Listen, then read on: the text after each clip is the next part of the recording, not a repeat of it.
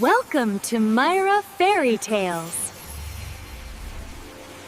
In a faraway kingdom surrounded by rolling emerald hills, vast forests shimmering with silver leaves, and a river so clear it reflected the sky like polished glass, there lived a princess whose beauty was known throughout every neighboring land.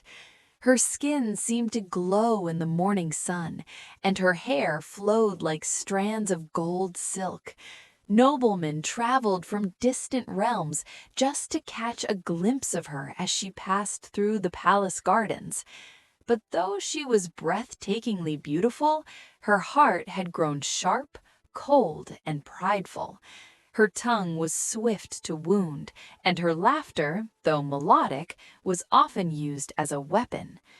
The old king, her father, carried the burden of her reputation heavily. He was a wise, gentle ruler, beloved by his people, and he wished desperately that his daughter would learn humility before her pride destroyed her future. "Beauty fades," he often said to her, "but kindness leaves a legacy time cannot erase." She ignored him, believing her beauty made her above reproach.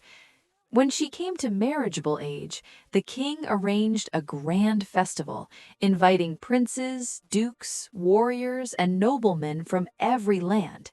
The palace draped itself in banners and flowers, musicians tuned their instruments, and feasts were prepared to welcome the suitors who arrived in caravans glittering with jewels and gold. One by one, they entered the great hall. The first was a prince, tall and strong, with armor polished to a mirror shine.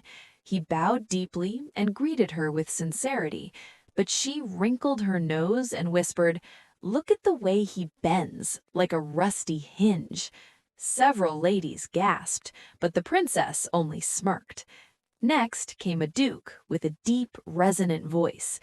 "Greetings, your highness," he said warmly. Before he could finish, the princess burst into laughter. "He sounds like a cow groaning in the fields." Her laughter echoed against the marble pillars, humiliating the man. Then entered a knight dressed in ornate garments embroidered with the finest silver thread. The princess barely glanced at him before scoffing. "He looks like a peacock pretending to be noble." The court fell silent, uncomfortable with her cruelty. Finally, a young king approached, handsome, dignified, and kind. His presence seemed to calm the room. His beard, neat and well-groomed, curled slightly at the end in a way that made him distinctive.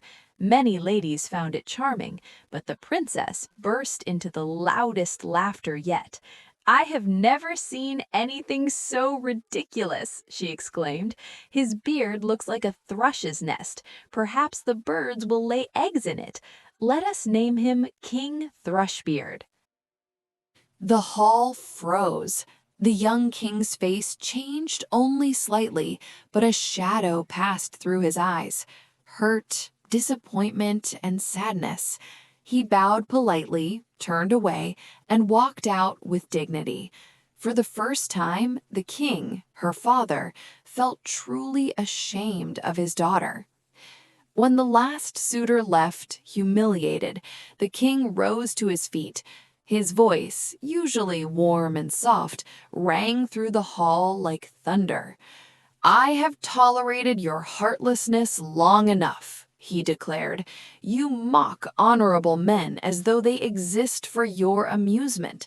If you cannot choose a husband with wisdom, then you shall marry the next man who arrives at our palace gates, no matter his stature, no matter his wealth, or lack of it." The princess's smile faded, but she thought it an empty threat. Moments later, the great oak doors creaked open, and a ragged minstrel stepped inside. His clothes were worn, his boots scuffed, and his violin slung across his back. He bowed awkwardly, asking only for food and shelter. Before he could rise, the king declared, "This man shall be your husband." The princess froze, her breath caught in her throat. "Father, no, you cannot be serious." "I am," he replied sternly. "Your pride must be humbled." She begged, pleaded, cried, but the king remained firm. That very evening, in a quiet ceremony witnessed only by servants, she married the minstrel. Her jewels were stripped away, her gowns replaced with simple cloth, and she was led out of the palace, tears streaming down her face, into a world she had never known. The minstrel guided her through forests and fields toward his home. She complained about the mud, the bugs, the heat, and the smell of livestock. "I cannot walk another step," she cried. "Then rest," he replied calmly. "But we must continue soon. We have no servants, no carriages, only ourselves." They finally reached a tiny hut perched on a hill.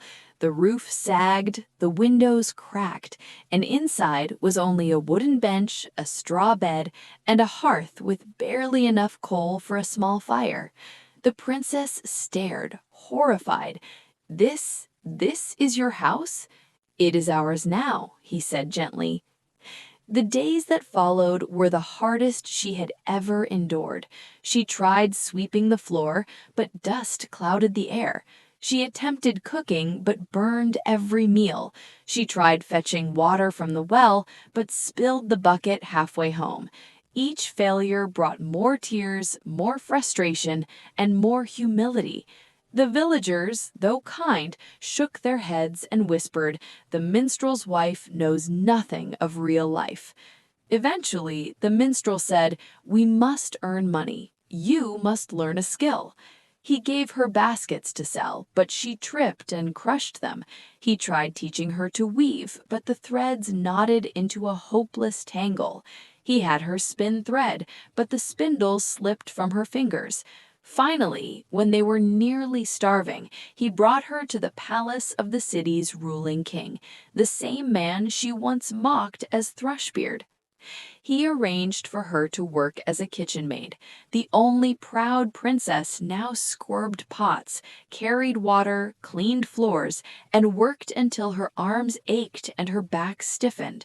Her delicate hands blistered, but she did not complain.